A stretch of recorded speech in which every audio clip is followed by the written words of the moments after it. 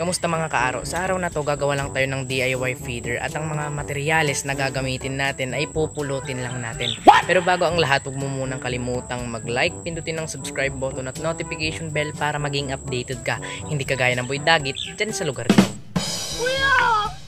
Kasama nito na sa akin! Kaya kung gusto nyo akong samahan, tara!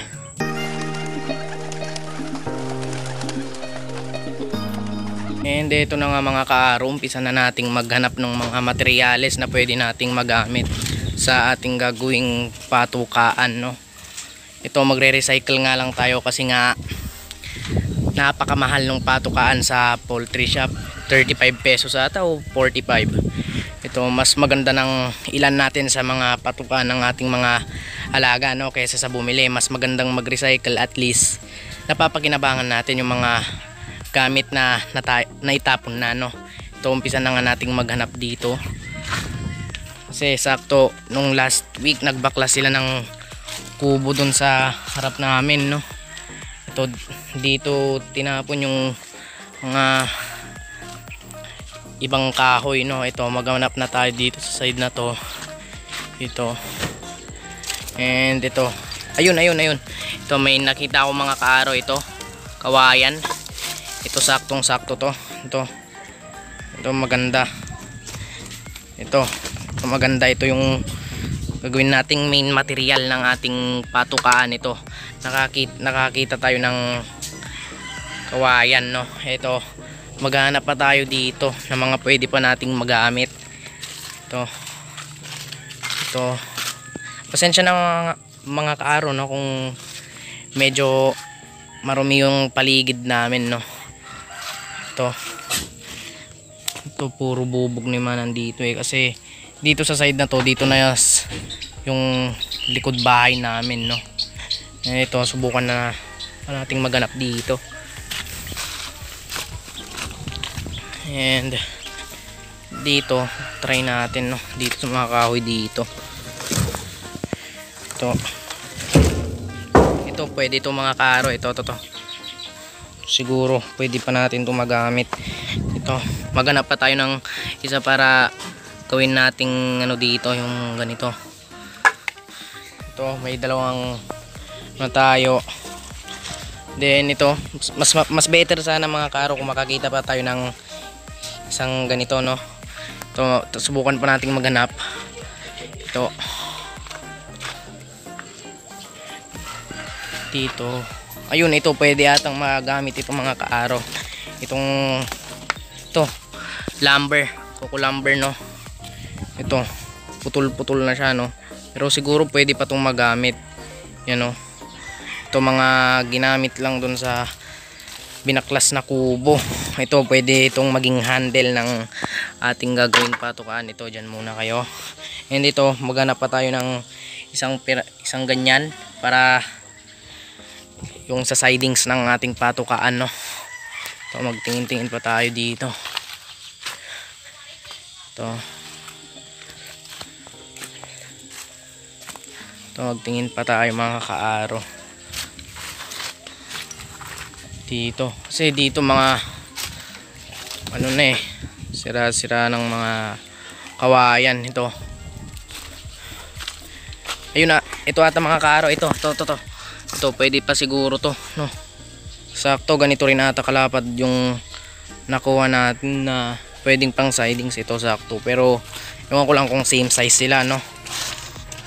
Ito, ayun mga kaaro, mukhang sakto sila. Kaso itong nakuha natin medyo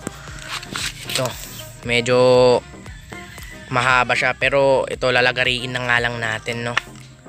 And ito, pati pa ako na rin siguro mga kaaro, maghanap na rin tayo nang sa ganun.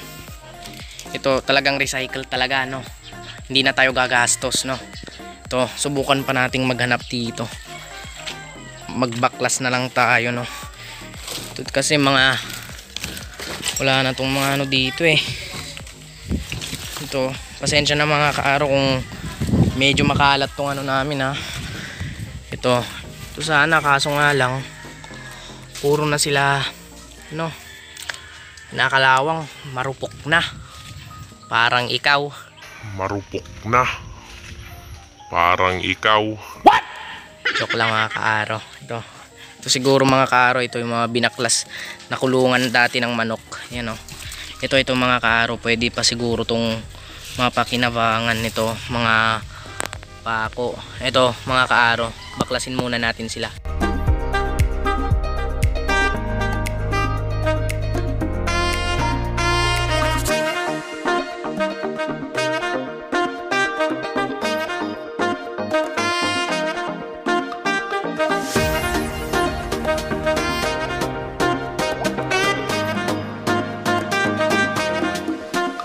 Ito na nga mga kaaro yung mga materyales na nakita natin sa paghahanap natin, no. Ito una, ito coco lumber. Ito pangalawa, ito palutsina. Ito pangatlo, ito pako. Nagbunot lang tayo mga kaaro. At ito ang main material natin is ito, kawayan, no mga kaaro. Ito marumi pa siya, no. And ito nga, gagamitan nga rin natin siya ng stick well, nang sa ganon medyo tumibay rin yung gagawin nating patukaan, no mga kaaro. At ito naman mga kaaro, yung mga gamit na ating gagamitin para makagawa ng patukaan. Ito una, martilyo. Pangalawa, ballpen. At pangatlo, ito lagare. And ito na nga mga kaaro, katatapos lang nating lagarihin itong mga kahoy na gagamitin natin. Kaya tara, umpisahan na natin.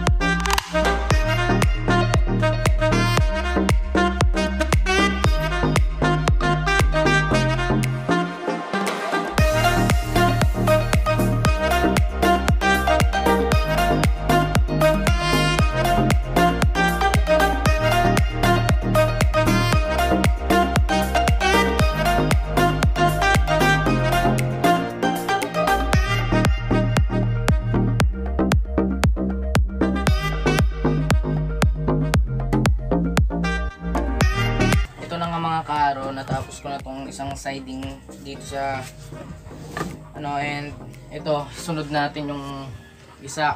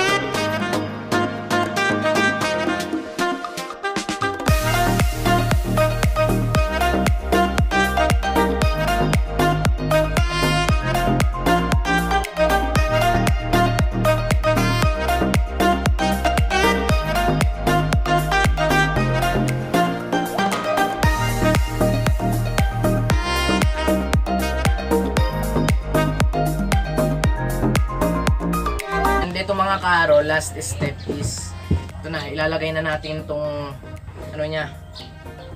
hawakan niya. Ito ganyan yung mga magiging itsura nung DIY feeder natin, no mga kaaro. Ito ituloy na natin para matapos na.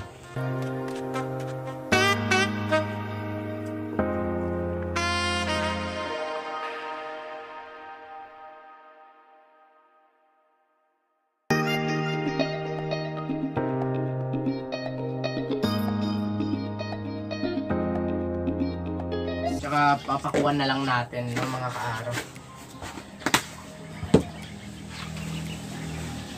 And nga pala mga kaaraw, kapag ito, papakuha na natin tong handle ng ating DIY feeder is hawakan natin tong bandang ilalim ng kawayan nang sa ganun kapag pinupukpok natin to or pinapako, hindi siya mag-crack na nagkukos ng pagkasira nitong kawayan natin no mga kaaraw.